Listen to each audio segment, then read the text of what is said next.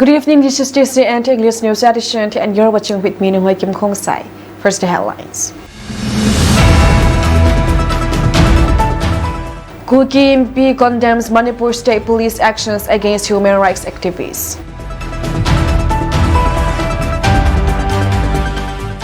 Kuki Organizations for Human Rights Trust issues corrigendum over mistaken police reference. Manipur police actions under scrutiny amid sub-judice case.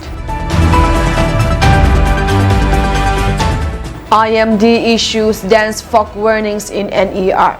Manipur severs as mercury drops to 3 degrees Celsius.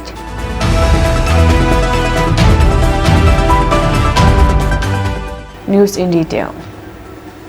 The Kuki MP has strongly condemned the Manipur State Police Cybercrime Divisions for its actions against human rights activists, particularly those affiliated with the Kuki Organizations for Human Rights, KOHUR.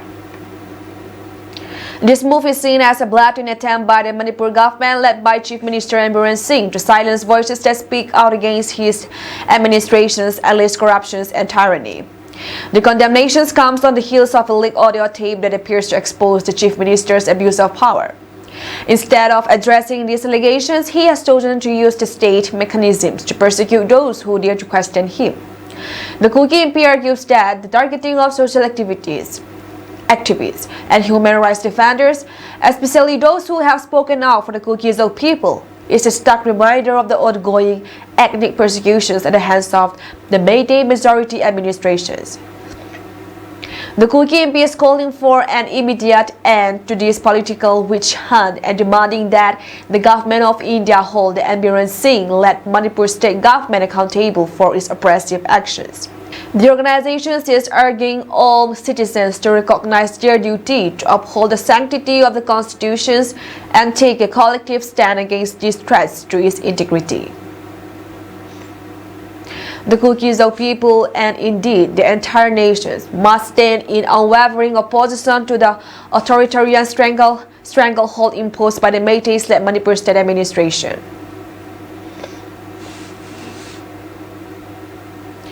The Kuki Organizations for Human Rights Trust has issued a corrigendum to clarify a mistake in their previous press release. They had initially stated that the officers in charge of Churchampur police stations and Tingnopal police were involved in a witch hunt against their chairman, Sri H.S. Benjamin Mate, and his family members. However, they now realize that the Cybercrime Police (CCP) of Manipur was mistakenly referred to as Churchampur Police due to the same acronym. The organization has apologized to the public and the Churchampur Police for the error. The Kuki Organizations for Human Rights Trust wants to set the record straight that all their earlier statements should be directed to the Superintendent of Police (SP) of the Cybercrime Police Manipur and the officer in charge of Tingnopal police station.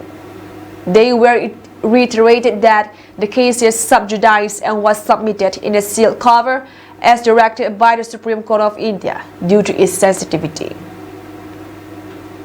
The organization believes that the Manipur police actions in this matter are beyond their scope of power and amount to contempt of the Supreme Court of India.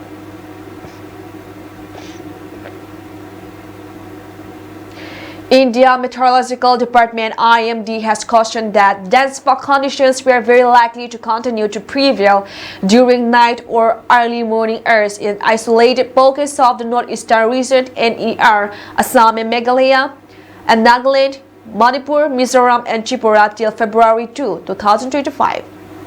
IMD also stated that isolated to scattered light to a moderate rainfall was very likely over Arunachal Pradesh till February 2.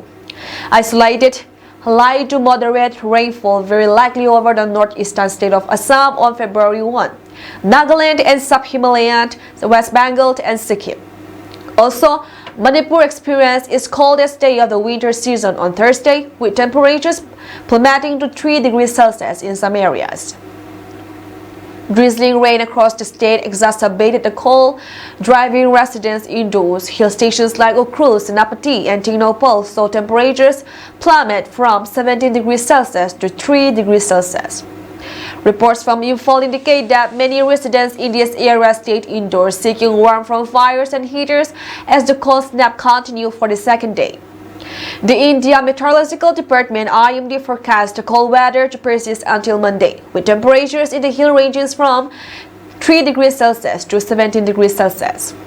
The severe cold has significantly impacted daily life in hill district headquarters including Chandil, Tingnopal, Ukhrul, Noni, Tamenglong, and Senapati areas that also experienced a harsh winter last year. Residents in these districts remain largely confined to their homes for the second consecutive day due to the combinations of cold wave and fog.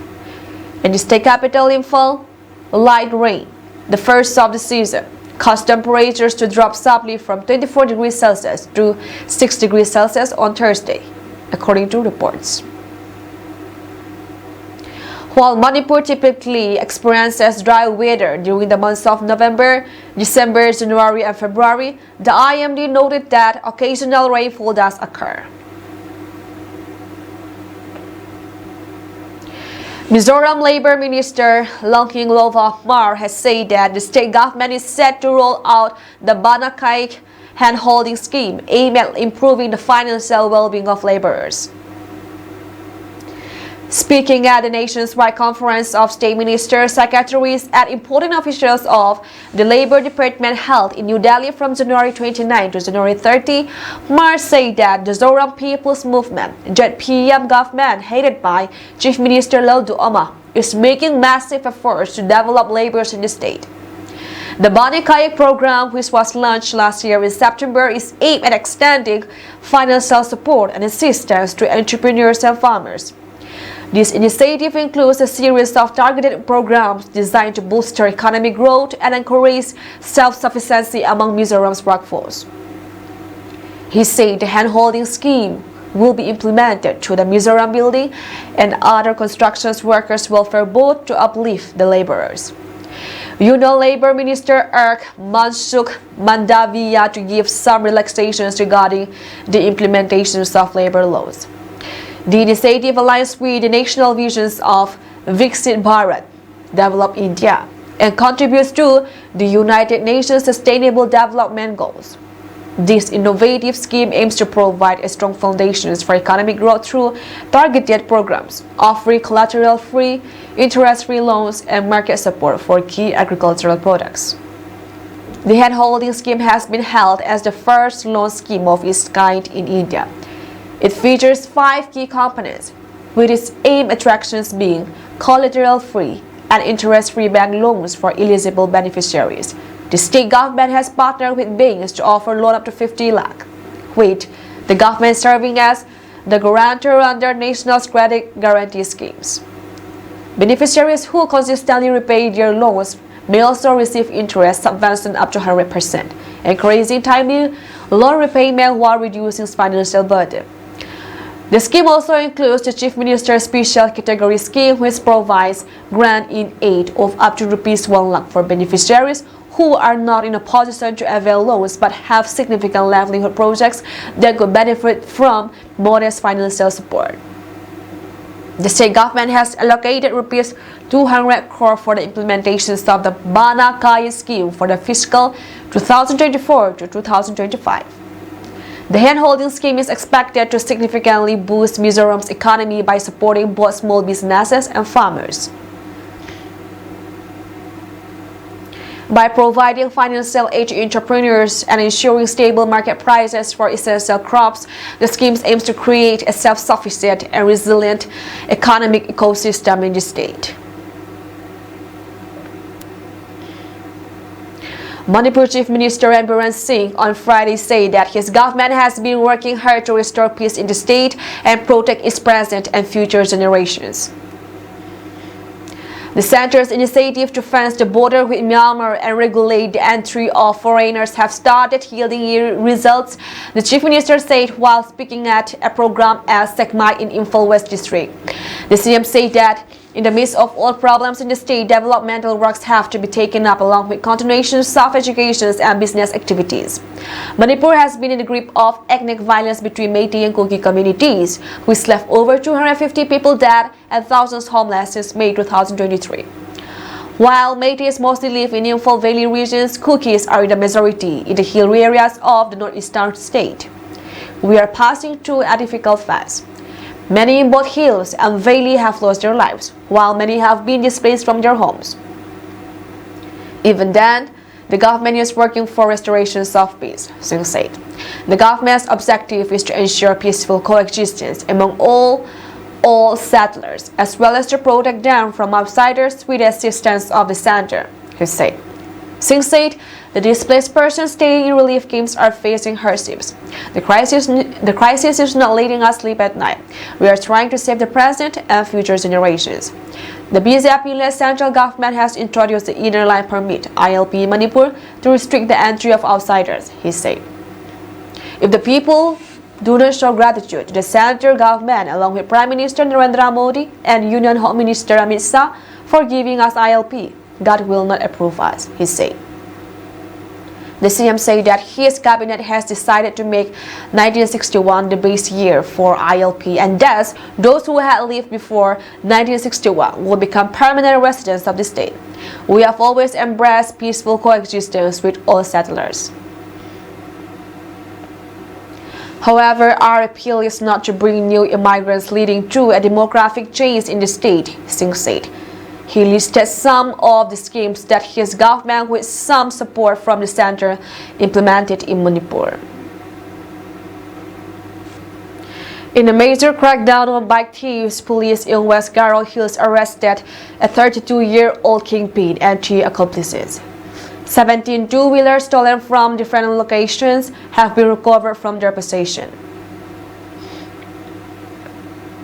The accused kingpin has been identified as James Mon K. Marak, a resident of Basrigitim under Bazendoba police limits in North Garo Hills, and his alleged accomplices are Tengwal R. Marak, 28 of Zamgi A, Songsak in East Garo Hills, Jankal B. Marak, 31 of Rongchekapal, Songsak, and Jetsil D. Sangma, 33 of Sodikskitim, Rongzent in East Garo Hills. West Garo Hills Superintendent of Police Abraham D. Sangma said the arrest was made in an operation led by CI Sadar, West Garo Hills, Tura, and officer in charge, Tura PS, which is part of a week-long drive against bike lifters. He said the operations was conducted in close coordination with the counterparts in Assam. The accused persons have a history of similar offenses and were previously arrested in several bike thief cases. However, after securing bail, they resumed their illegal activities, the SP said.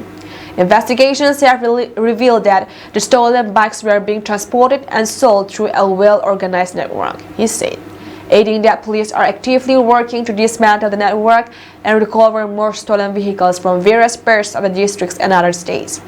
A case has been registered under Sections BNS 2023 and further investigations is in progress. Meanwhile, the district police have urged the general public to remain vigilant and report any suspicious activities related to vehicle or two-wheeler theft to the nearest police stations or contact the police control room. Tura at 88374-23053 and 90891-99064. Further, all two-wheeler owners are advised to park their motorcycle or scooty in a secure place and install vehicle tracker or GPS system or secure the two-wheeler with steering lock or wheel lock. These preventive measures will not only provide additional security to your two vehicles, but it would also deter the criminals from attempts to steal it, Sangma said.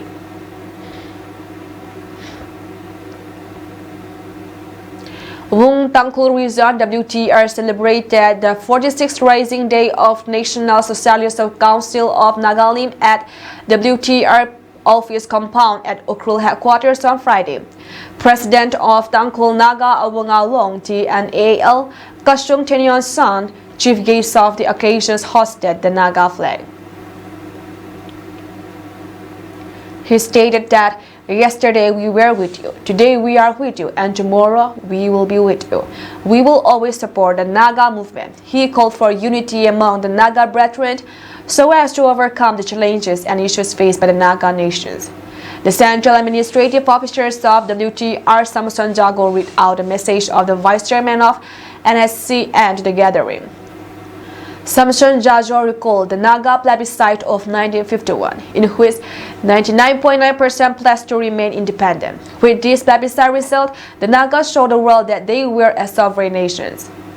45 years ago, the Naga nations and history were placed on the brink of vanishing at the hands of NNC.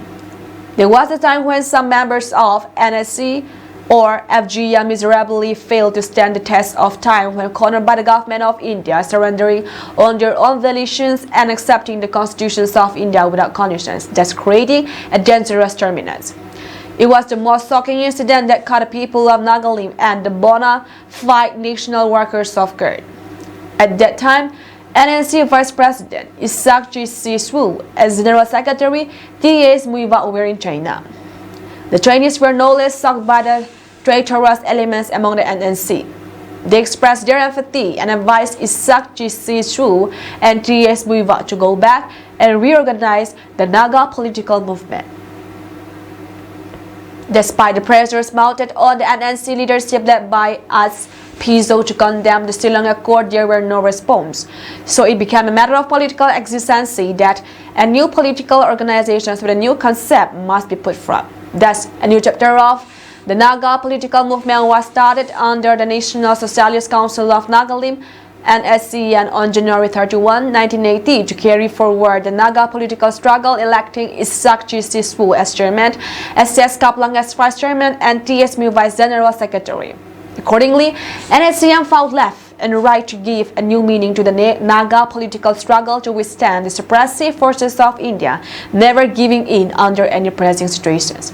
Finally, India was faced with awakening realizations that a new age had dawned under NSCN with their invisible fighting force, the Naga army. A clear message was delivered by the top Indian army generals that a military solution was not going anywhere for ending the Indo-Naga political crisis. At this particular juncture, we put forth before India the bona fide standing of NSCN as the only legitimate organizations that carried the Naga issues on its soldiers. When the government of India stated in no uncertain terms that it was NSCN that held the Naga political issue, we reciprocated in good faith by entering a ceasefire to pave the way for political dialogue. Accordingly, the government of India gave official recognition to the rights of the Nagas on two historic occasions. The first was official recognition of the uniqueness of Naga history on July 11, 2002 in the Amsterdam meeting, followed by the Framework Agreement of August 3, 2015 in New Delhi with the Prime Minister of India, Narendra Modi, as the architect of the historic agreement. Significantly, the signing ceremony of the Framework Agreement was given high-profile political status when the entire program was live telecast for the world to bear witness. For more than 27 years, we have been talking with the government of India on the strength of the truth behind the Naga political movement. However, it is very unfortunate that the government of India's agencies have indulged themselves in unethical conduct to create many enemies behind the Naga political talks led by NSCN. Let us stand alert and be vigilant. We must continue to pursue the solutions that should be acceptable and honorable in consonance with our legitimate rights as testified before the government of India, vis-a-vis the uniqueness of Naga history and the Framework Agreement that followed.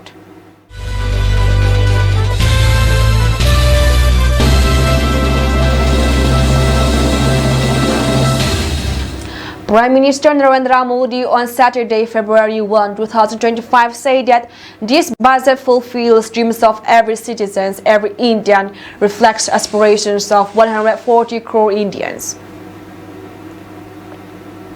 It is a people's budget. Union Finance Minister Nirmala presented the Union Budget 2025-26 in the Lok Sabha on the second day of the budget sessions of Parliament. Mr. Modi said budgets often focus on filling treasury, but this budget aims to fulfill people's pockets and increase savings. Tax relief will provide big benefit to middle-class salaried employees, he added. This budget is a force multiplier, will boost investment, consumption and growth. The Viksit Bharat Budget 2025 reflects our government's commitment to fulfilling the aspirations of 140 crore Indians. Modi said the budget's announcements for farmers will revolutionize agri-sector and rural economy. Citing the budget measures for manufacturing sector, Mr. Modi said the goal is to allow Indian products to shine globally. The welfare measures for gig workers underscored the government's commitment to dignity of labor, he noted. Modi is also scheduled to travel to Paris for the Artificial Intelligence Action Summit on February 10 to 11 and is likely to spend another day there. Days after US President Donald Trump said that Prime Minister Narendra Modi is going to be coming to the White House over next month, probably February, the central government Friday confirmed that the two sides are working on an early visit of the Prime Minister to the US. The Ministry of External Affairs official spokesperson Randhir Jaiswal said Friday Prime Minister and President Trump had a telephone conversation recently. The two sides are working on an early visit of the PM to the US to further deepen India-US comprehensive global strategic partnership. Specific dates for the visit would be announced at the appropriate time.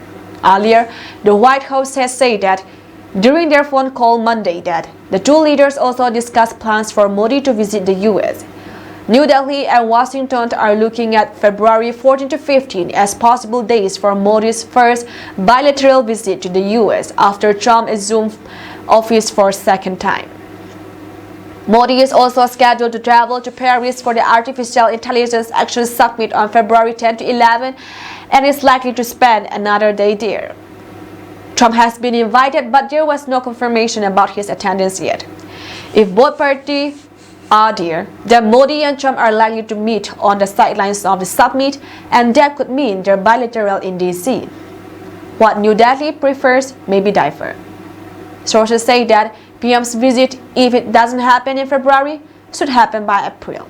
The thinking is that there should be an early visit by PM Modi before Trump comes to India later this year for Quad Leaders Summit.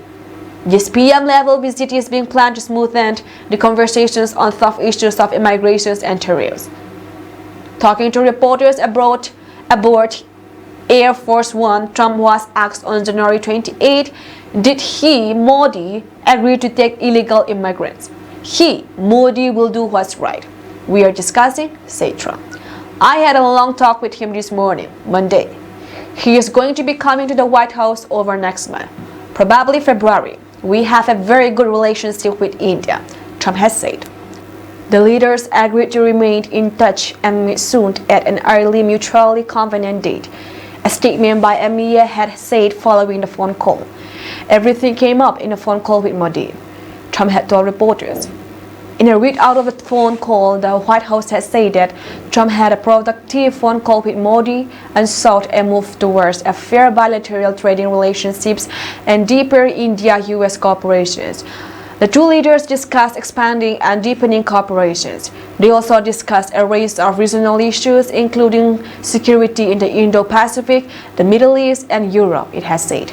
The president emphasized the importance of India increasing its procurement of American-made security equipment and moving toward a fair bilateral trading relationship, the White House has said. The leaders discussed plans for Prime Minister Modi to visit the White House, underscoring the strength of the friendship and strategic ties between our nations, it has said.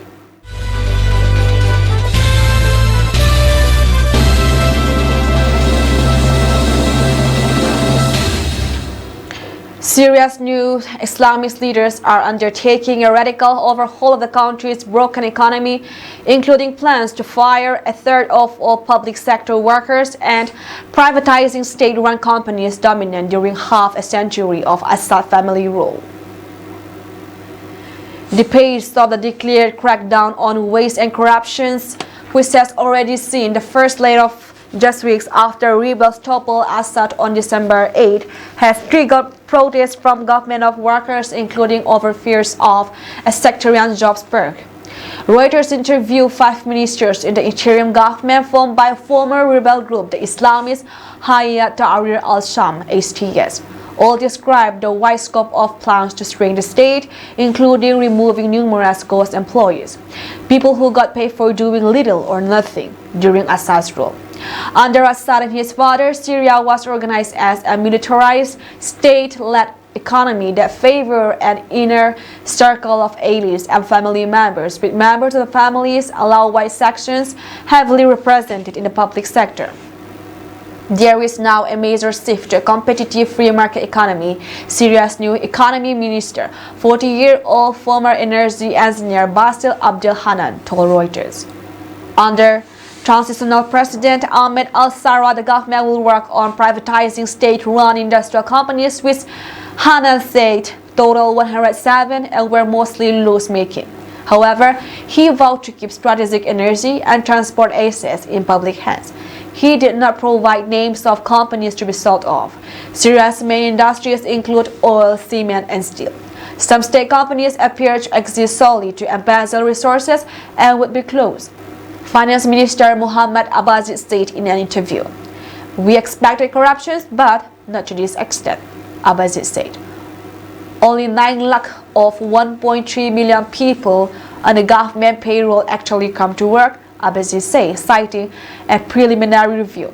This means there are 4 lakh ghost names, Abbasi, an energetic 38-year-old said in his office.